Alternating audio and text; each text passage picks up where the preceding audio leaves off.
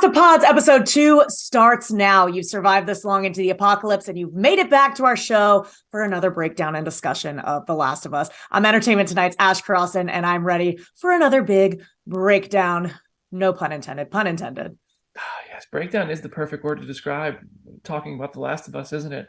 I'm Comicbook.com's Brandon Davis, and I will request that you please leave us a 5-star review on our Last of Pods podcast landing pages on whatever major podcast platform you are listening to us on. If you have a question for Ash or myself, drop it in that 5-star review, and on next week's show, we will read your question and do our best to answer it.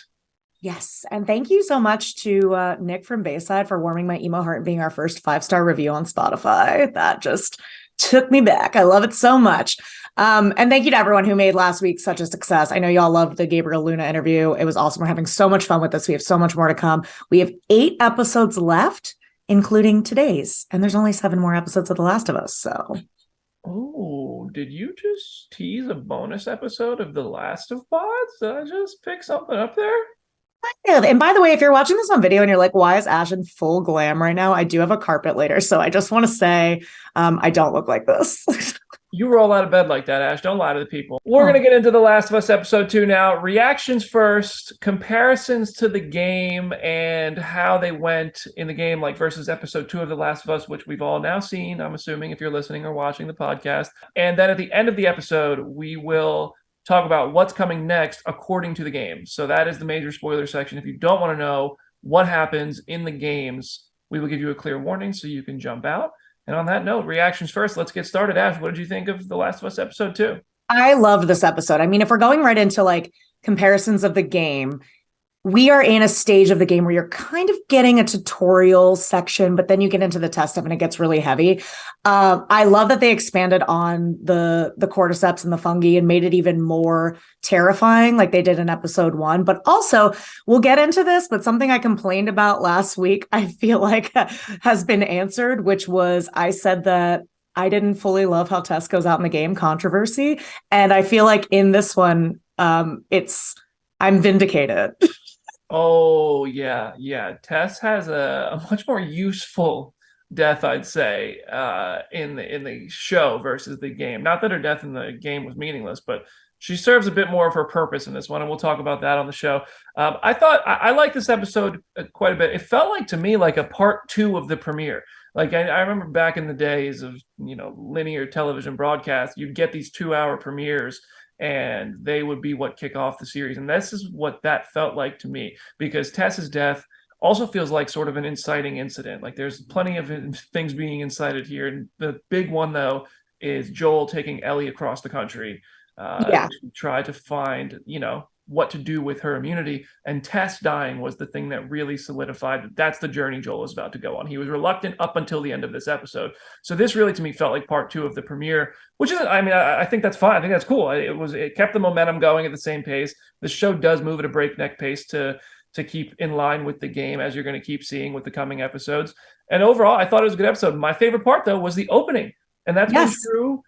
I'd say in both of these episodes, my favorite things have been the things that make this apocalypse feel so real and scary and understood in the lore.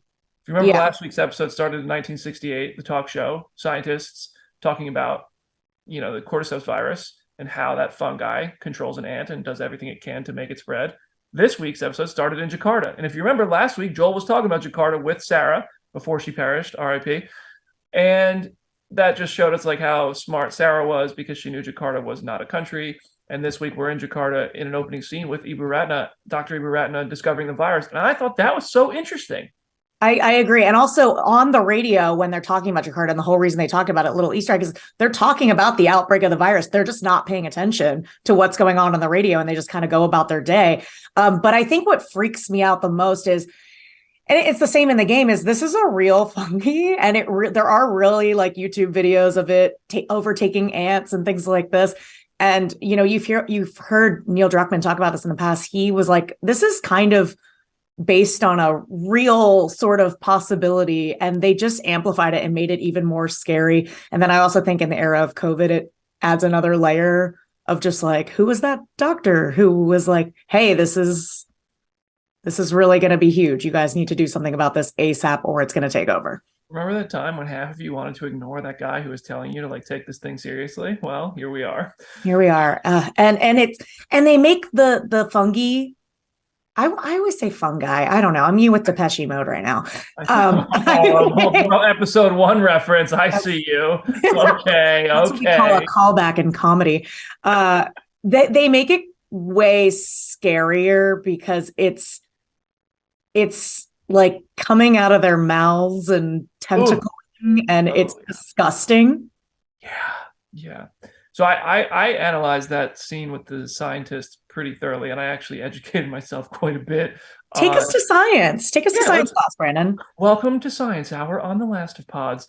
Okay, so when she walks into that room, she says she's looking at Ophiocordyceps, which there are more than 140 species of Ophiocordyceps. By the way, there are an estimated up to 5 million different fungi on the planet, but only several hundred of them can infect a human, and even less can actually have any impact and get through our immune system and stuff. So I went on the National Library of Medicine, and I was looking at how fungi can infect a human, and there are 4 conditions, according to this paper I read, that it needs to be able to survive. Any fungi needs to be able to survive in a human and successfully like infect them. 1, it must be able to grow at a high temperature, at or above 37 degrees Celsius, which I guess is about 98 degrees Fahrenheit. For the Americans and the global community. We're getting both of them. Number 2, it must be able to reach the tissues it will parasitize by penetrating the host's tissue barriers or by circumventing them through small airborne cells that enter air-filled spaces of lungs and sinuses directly. 3, it must be able to digest and absorb components of human tissues. And 4, it must be able to withstand the human immune system. So obviously now the theme of The Last of Us is that global warming caused the temperature of the world to rise, and cordyceps evolved into something that could survive at the temperature of a human body and also get through those other things like eating our tissue and our immune system. But that's terrifying to think about. But then I'm like, hold on a second, wait a minute. Isn't the number one thing basically to defeat this to give yourself a fever? Like, what if you get up to 101? Did I just solve cordyceps virus if it ever unleashes on our human species? This goes into really stupid things I say all the time, which is like, why don't we boil in a hot tub? I don't understand why we don't get fevers in hot tubs. It makes no sense to me. I don't know. Some scientists can help me solve this, but Well, I know that like a human body is supposed to be able to regulate its temperature, and I'm sure there are medicines that you could give to a person to give them a fever. You can get them a fever from certain medication that has a reaction in your body. I think, I don't know. I shouldn't go any further down this hole because there's probably some doctor listening to us like, what a bunch of idiots. Like, doctor reacts to The Last of Pods. You're spreading misinformation. No, I'm not. I'm just theorizing, and I'm sorry if I made anybody actually believe anything I said. Oh no, this is no, we're reeling it in. But that scene, I love that scene because also it really instantly expressed the severity of this fungi getting loose in the world. That doctor was like, wait a second, if there's even one person out there who has this, you got to blow up the city. You got to blow up the whole city. The solution being, there is no cure. I will not find one. You need to just kill everybody that has it. Yeah. And she was like, I want to go be with my family. And it's like, wow. This is what it would be like, huh?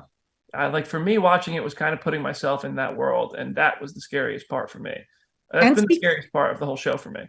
And speaks to how desperate everybody is. When Tess gets infected, I think about my life and if my partner or whatever got infected. If you got infected, Brandon, my podcast co-host, I'd be like, no, you're not going anywhere. We're finding a cure. It's gonna be fine. Like, we're gonna make it. I would not let you perish. Oh, thank you. But if I was if I was like 100% destined to perish, just certainly put me down, please. Like, it just don't make me become an infected who just runs amok in the world. Okay, one more thing I learned. The science corner is almost over.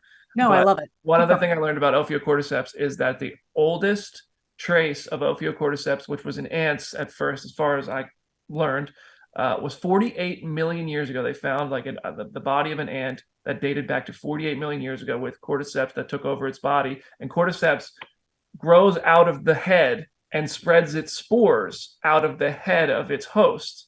So they found an ant that had that, which tells us why the infected and why the clickers have all these things coming out of their head and why they look that way. They paid attention while they were making this show and this game. Neil Druckmann said, he went to the School of Brandon Davis science class, I think. All So right. going back to now, we go back to Joel and Ellie. We're in our present day. And speaking of the spores, it's interesting. We talked about this last week too, is Ellie, the whole reason that Joel says that Ellie can't be infected and kind of realizes it is because she can breathe in the spores. And in this game or in this show, they are non-existent, sort of. Mm-hmm. Yeah, when I interviewed Craig Mazin actually back in like December, before we were even allowed to say we were doing interviews, I asked him about changing things or keeping things from the game, and he himself brought up that they don't do spores, and he said the reason they don't do spores is just because it would just be impossible to breathe. I think we talked about this a little bit on last week's episode, but yeah, you just, I mean, that's true. Like, imagine they go through the tunnel or something in the show with a gas mask on. They walk out, take 3 steps, and take the gas mask off. You'd be like, really? Like, did the spores just immediately die in the sunlight? Can you not walk out at night? Like, what happened there? So I think I'm fine with that. I don't really need the gas mask. And like you said, I think last week, Pedro with another mask on, just give us Pedro's face. I'm fine with it. And what they did instead was really cool. Yeah, let's talk about that. Yeah, yeah, go ahead. Oh, am I gonna talk first or you talk first? No, I mean it's interesting because the infected are sort of interconnected in a way where if you step on, you might have to help me here. You step on the fungus and it just alerts the rest of the infected versus making noises or them seeing you and kind of all alerting each other. It's interesting.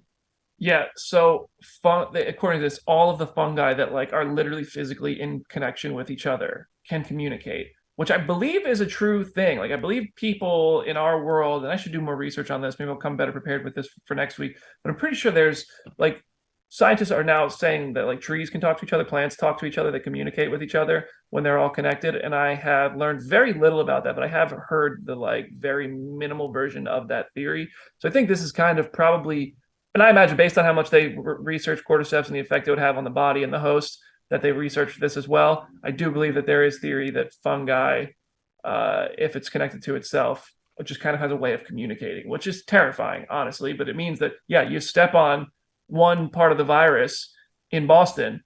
If there is a string of that fungi going all the way to the other side of Boston, I don't care, Buffalo, New York, whatever, they're all going to be notified, which means seemingly an endless horde of infected can be summoned to your location by alerting it with that step. Terrifying. Which happens. It does happen in the game.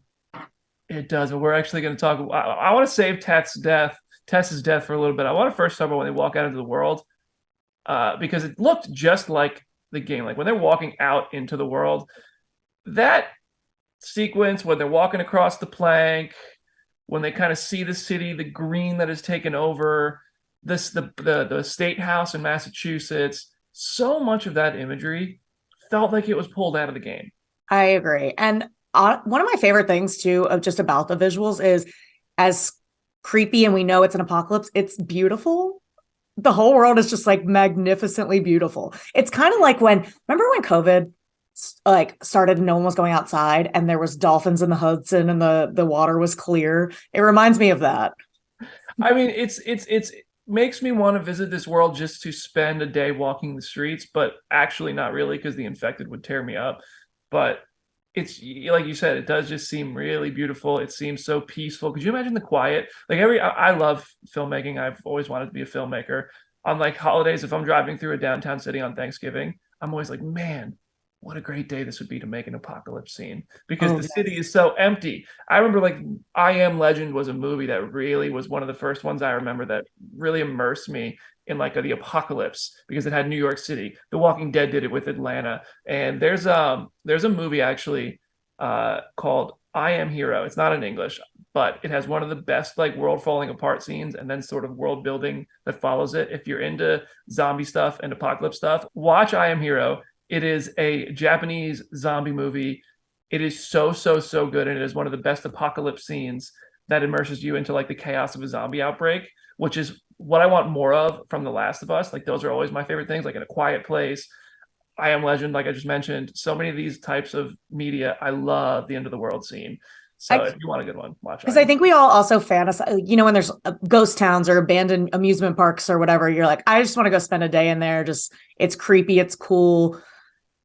And that's kind of what we're getting here. Except then, there's a bunch of stuff out there that's going to rip your face off. Exactly. But given the choice, there's no chance of actually going in. I'm not going to lie to you.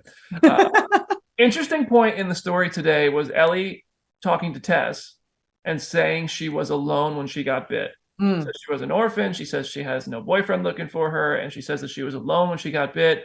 We're going to talk about this later in the episode during the spoilers portion, because we know based on the game what happened when Ellie got bit. Right. So I think we'll just save that for the spoilers portion. Let's save it, because I do have some thoughts about what she's doing in this moment. But we'll move on for now. We'll put a pin in that. When they check into the hotel, though, Ellie is adorable. I know. It's just it's the trip, like the Wonder Woman kind of baby, don't know anything about the world situation. And I love it because she was born during this. So she doesn't know what anything is other than things she's read. Oh, this is a hotel. Oh, this is a car. I don't know what these things are. What's a movie? It's just. That was basically all of us on our first trip after COVID. Like, I remember my first time going out. Most of my travel is for work. And I remember I think the first junket I traveled for was Shang-Chi. And I checked into a hotel and I was like, oh, this is what this is like. Oh my goodness. I think a lot of this show is heightened for us because of COVID, and we'll probably keep mentioning it throughout the show. Honestly, I'm so tired of talking about COVID, but like, it's impossible not to have thoughts of like, wow, this reminded me of our almost apocalypse. There is nothing worse for me than when a reality show does their COVID episode, because I'm just like, okay, I know. I'm over it. I'm trying to escape. I want to watch you guys slap the hell out of each other. I'm not trying to beat each other up and cause drama. Beat each other up. Yeah. Give me some craziness. Don't remind me of the real world that actually sucks sometimes. Show me your world sucking. Exactly. Oh, reality tea. Ellie says she can't swim when they get to the hotel in a pretty funny moment. There are some laugh out loud moments in The Last of Us, especially when Ellie and Joel are talking to each other. But one of them comes when Joel is just like, are you kidding me? And he jumps into the water and she's like, well, how was I supposed to know that? And earlier, I also want to shout out a moment that made me laugh. When Tess says we can go the short way and probably get ourselves killed, or go the long way. And Ellie's just like, well, I think the long way, given that limited information. Like, Ellie never shuts up, and she's always comical. And shout out to Bella Ramsey for doing a great job with this part. Yeah, I agree. I think, we see like these kids in these types of shows and they just be quiet and follow along. And she always talks back. It's so Ellie. It's so good. Balla's killing it. Being in the apocalypse with a kid would suck, though. I have a dog that I can barely take care of. Like, I love my dog and she's my baby. I do everything to take care of her. Having a dog's a lot of responsibility, puts things in perspective, what it would be like to have a human. In the apocalypse, bro, I don't. And fighting at your every move. No, I'm not going that way. No, I'm not doing this. You're like, for the love of God. I'm trying to keep you alive. Exactly. Anyway, Ellie mentioned she can't swim. We don't get a moment where Joel has to basically Titanic her onto a door. For game purposes, for people who didn't play, the whole thing is Ellie can't swim, but it's just more of Joel finding random things. There's a lot of stuff in the game. You got to move the dumpster. You got to get the planks. You lift each other up. And so for any water scene, you have to kind of get something to transport Ellie across water. Yeah, Ellie can't get wet. Speaking of the game, there was a moment where Joel like hoists Tess up. He does the whole like put her foot in his hands and lift her up thing in this episode, which is something you do over and over again in the game too, to get up to any elevated surface. There's constant help me up. I'm going to go see if there's a way to get in. And then something collapses and you can't get through. So you're like, okay, I'll find my own way around, because it's a lot of the game is a puzzle and just figuring out how to get out of things. Yeah. This episode particularly followed a lot of the game tropes, because not only do we see the hoisting them up, Ellie can't swim, but when they walk into the Bostonian Museum in this one. In the game, they walk into it's called the Freedom Museum of Boston, but they end up fighting a clicker near a whole bunch of Revolutionary War stuff, and all that is from the game. But when the scene starts in the game, the ceiling collapses near a door, and Tess and Ellie end up on one side of it, and Joel ends up separated. And then in this episode, you see that same stuff collapse. All three of them are together at that point. But that is the ultimate video game trope when you know you're about to have a boss battle. Yes. Yes. I hate that. I hate when you hear a roar, there's a big collapse, and you're like, because I hate boss fights. I hate them so much. I wish they didn't exist. I'm just trying to relax, even though this game's not relaxing, I know, but I'm not trying to have a boss fight. But in the game, this is it's a tutorial part of how to kill a clicker. So it's the first time that I think it's the first time that Joel crafts a shiv, and you learn how to craft a shiv, which is how you can kill a clicker. But then it's also Tess grabs a bottle and throws it to distract the clicker, which is another thing you can do in the game. You can find bricks and objects and throw them to draw the clicker away from you, so then you can stealthily sneak up on him and shiv him. Everybody who played the game right now is having such fond flashbacks of these terrible moments. Yep. Because the clickers are scary. I like, ooh. One thing I wish they would put in the show is like sort of a dream sequence where Joel just gets killed over and over again trying to kill a clicker, like a Doctor Strange looking into the future and seeing every possible outcome, because clickers messed me up in the game. They are so hard to kill. You have to shoot them in the head and you have such limited ammo. The show kind of showed how difficult it is to kill a clicker, but it is hard in the game. It is terrifying in the game because before you know it, you're tapping square and it's not fast enough and you're watching Joel's face get chewed off. And and similarly to Tomb Raider does this too, is it shows your manner of death. Like it'll show your head getting ripped in two. It is brutal. So if you're in the room and there's a clicker there in real life, Ash, what's your weapon of choice? I mean, I've always been this way in video games too. So I think I would be like this in real life, as I am a stealth mode I'm a stealth mode girly. So I would be doing the distracting and then getting out of there most likely. I don't even think I'm going in for the shiv. I don't want to risk getting that close. I think I'm gonna continue on. You're trying to let the clicker live. You're just trying to go unbothered. Yeah, I mean, what am I doing by killing one, really? I don't think I'm not helping anything.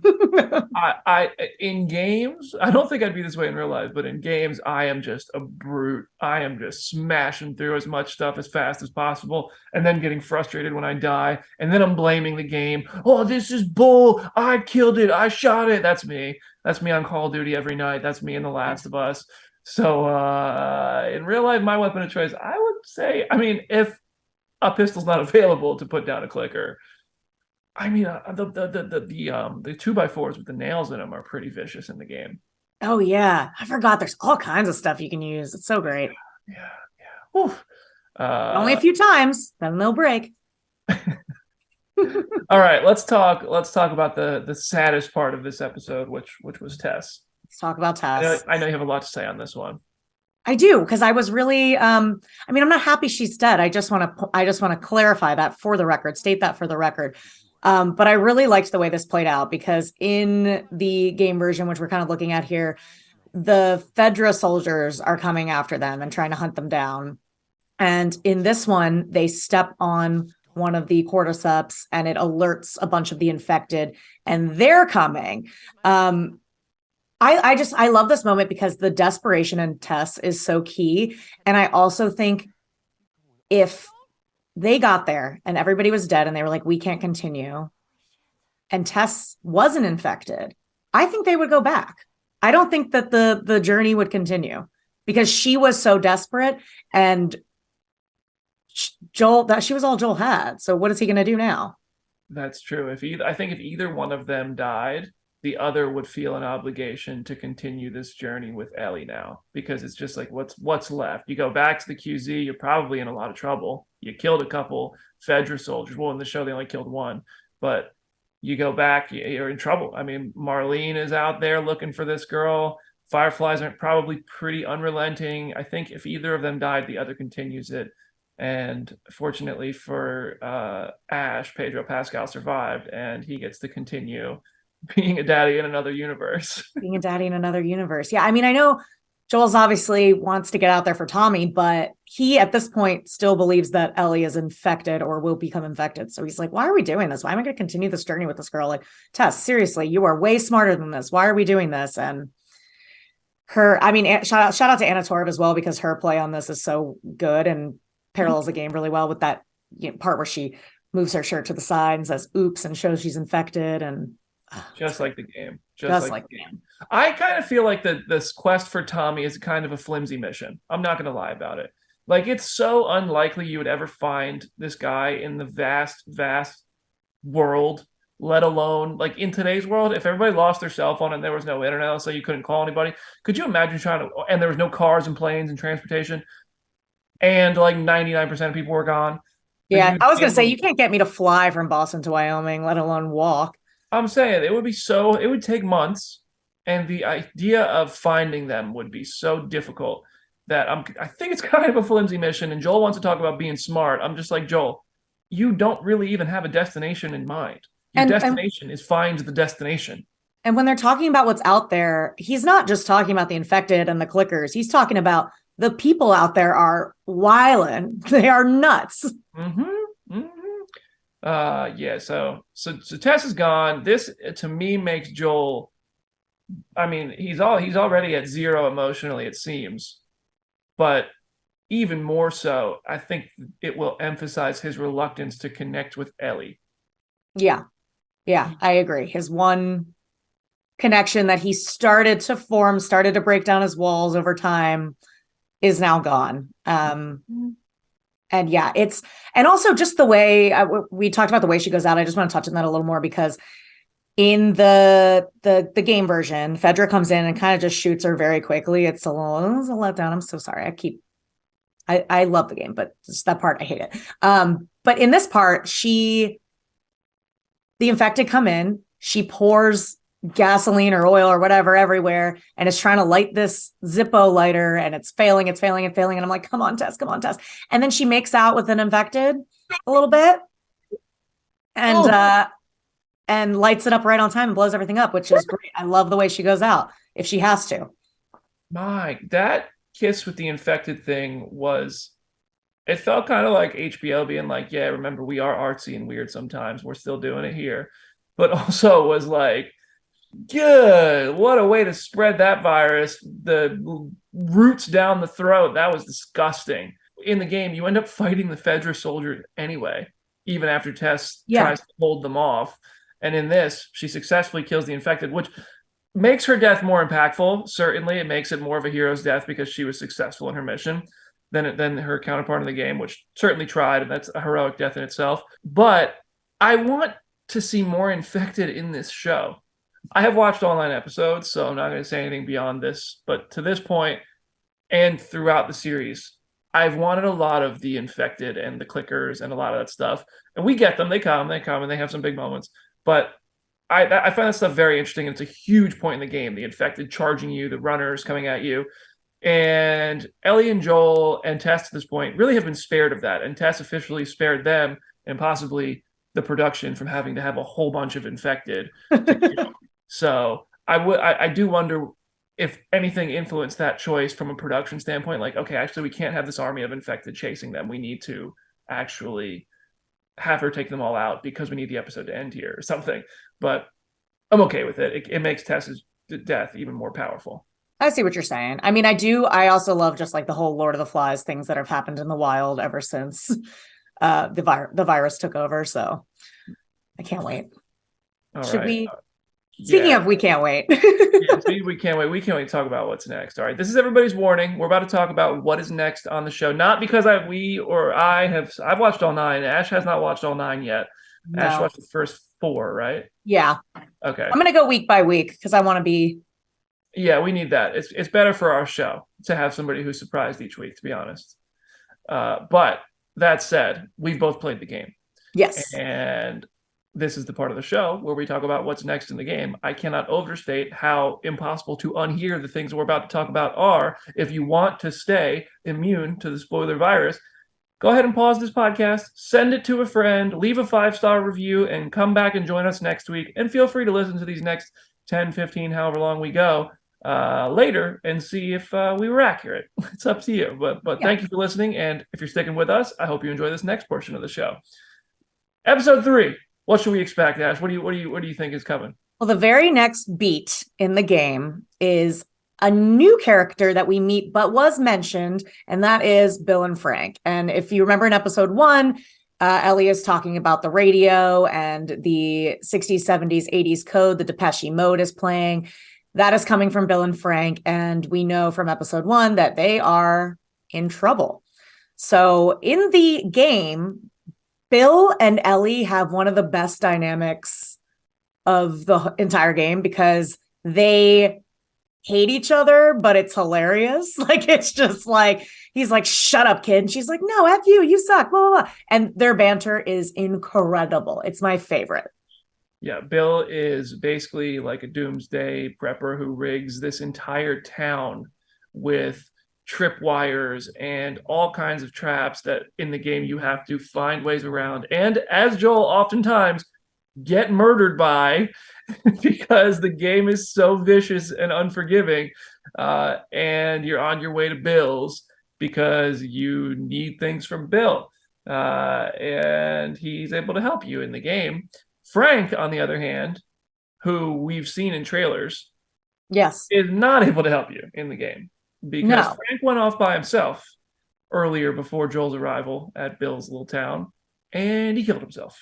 yes. So he was, yeah, they find Frank's body and they're like, who was that? And he's like, that's Frank, that was my partner, and cuts him down. And that's kind of like all we really learn about Frank. And we know that Frank will be in the series played by Murray Bartlett from White Lotus. And so we'll get to know more about him. Yeah, and there was a lot of discourse surrounding this in Last of Us circles online where people were kind of disappointed that they didn't they allowed Bill to be a gay character, but they never actually explored it. His partner was already dead, and it kind of felt like it was undermining actually allowing a character like that some room to breathe. Next week, you get a lot. I think you're going to get a lot more of Bill and Frank than the game has offered you. Yeah, more context. And yeah, so they're on their way there because Bill has a car, right? Yeah, they need that. They need to get to They need Wyoming that somehow. car. They got to get to Wyoming somehow. So yeah, so next week's episode is the one that everybody's basically, I'm sure everybody who's been reading Last of Us discourse online from the show has seen that this is the one that people are like circling. They're like, this is the episode that people are going to really respond to. I'll say, yeah, this is a phenomenal episode of television, next week's episode. I'm not going to say anything that happens in it, but I will say it's a movie in itself. It's very, very good. It's very, very good. And I think there's gonna be a lot of conversation about it. And that will be next week's. But before we go, I want to talk about something we talked about earlier that we put a pin in, which was the Ellie saying that she was infected alone. Mm-hmm. Liar. You liar. See, that's the thing. I think she's just, I don't think it's changing anything in like the canonical thing. I think she's protecting herself, kind of how Joel is like, don't ask me anything about myself. Don't worry about it. So I think Ellie's just like protecting herself, protecting her heart, because obviously when Marlene even brings up Riley in episode 1, you can tell how much it shakes her and how much she doesn't even want to go there. Yeah, Ellie just doesn't want to talk about the past because her past sucks. And for a lot of people, that's a coping mechanism. We're seeing it in Joel, like you just said. So in the words of Dr. Evil, we're not so different, you and I. Like Ellie and Joel might have a couple things in common after all. I did not think we were getting a Austin Powers reference on the show. Oh, we're going to touch them all. But here we are. Here we are. But yeah, so if you want to know about this from the game, the DLC, which was attached to The Last of Us Part 1, it came out after the game did, and the Last of Us American Dreams comic show you Riley and Ellie's relationship. Riley was basically the protector of Ellie in a lot of ways. She would defend Ellie from bullies. She left the QZ. She became a Firefly. And she was with Ellie when Ellie got bit and Riley also got bit. And the two of them sat there and talked about their options. And they ultimately, one survived. And it's the one you've met. So it's going to be interesting to see if and how they bring Riley to the show. Yeah. I mean, we see in the trailer, we see her taking pictures in that photo booth, which is in the DLC, and it's she's played by Storm Reed. So I think we're going to probably get a flashback episode of that DLC, I imagine. And if you remember, Tess said in the episode, do you do you have any parents looking for you or a boyfriend? And Ellie was just like, no, I'm an orphan, and no. That's because Riley was basically her girlfriend, like the closest thing to a girlfriend she ever had. So there's definitely no boyfriend that the content has showed us exists. Yes. So, and in The Last of Us 2, she does fully have a girlfriend, and that is kind of fully explored. Yeah. But it's not as happily ever after as one might think. Nothing in The Last of Us is it? I'm telling you, nothing about this story is joyful. It's very heavy. And the one thing I did want to touch on, I didn't want to mention this earlier. I had this in the notes earlier. I'm glad I forgot to mention it then. When they're walking through the city in the outdoor area and they're making their way to the Bostonian Museum, there's a tight shot of them walking and their feet go past a stuffed giraffe. Oh, yes. Yeah. So that is just a straight up foreshadowing right there, because in the games, just towards the end of the game in Salt Lake City, which is where they go to, I'm pretty sure it's the final city they go to in this game, they encounter wild giraffes just living in the city. And it's a beautiful, beautiful moment that like you have to press a button to move past, but it's such a rare moment of joy, which we just said there are none, that you want to just hold it there. You just want to stay there and live in that moment as somebody playing the game. And I think it reminded me of The Walking Dead with I think it was a stuffed rabbit in the first episode with the little girl. And it shows us just how bleak the world is, where there is no time for these extra happy things. They get left on the road. But ultimately, those things will come. And they'll precede worse things. But they exist still. I wonder, I just genuinely wonder what this generation would be like in apocalypse. Like, I think we'd still be doing TikTok dances and memeing everything. Oh my gosh. It would be oh my God. Be like, stop, you got bit, I'm dead. I literally, I'm not even going down this joke rabbit hole. I'm not touching it. That's not, no, it would be quite an apocalypse. In LA, where you are, would be especially wild. Oh, I think about what I would do all the time. And I would go down to Marina Del Rey if I had time and steal a boat and then just go out to sea. No, I think you would just be stuck. There's no way I could get out. I can't even get out of the city on a normal day. So you have apocalyptic traffic pre-apocalypse. So there's one place I don't want to be for the end of the world. It is Los Angeles. Yeah. I'm happy here in Nashville. I think, honestly, I'm probably surrounded by a lot more doomsday preppers than you are. No, you definitely are. You definitely are. So that's our Last of Pods episode 2. If you guys have any questions for us, drop them in those 5-star reviews or tweet us. Hit me up at Brandon Davis BD, and you can hit up Ash at Ash Cross. And thank you so much for the support this week. I've been seeing lots of tweets. We got the Twitter account up over 500 followers. Woo! We shared side-by-side videos comparing the first episode to the early part of the game, which we'll have more of on the Twitter account this week. And this has been fun. I think, listen, Ash, we're only getting better at this, and it's episode 2. I think we did. I said a lot less likes. I'm proud of myself. But you didn't drop one. I had to be the daddy prompter this week. I know. You know what? I'm considering retiring it, but okay, all right. Well, then I won't bring it up again. No, you're allowed. I'm gonna let you. You're the daddy of the show. Oops, I can't quit it, can I? Oh my God. Oh, well, you did introduce us to Gabriel Luna as the Star Wars mommy and Marvel daddy last week. Oh, you're right, I did. But listen, I'll take it. Who am I to say what I am? I am whatever you say I am. Yeah, let me label you. Anyway, all right, y'all, we're getting off the rails now. Ash, any last words for the Last of Pods episode 2? Oh, thank you so much for being here. We will see you next week to talk about a really big episode that I think you guys are going to love. So come back. See you next week, everybody. Bye.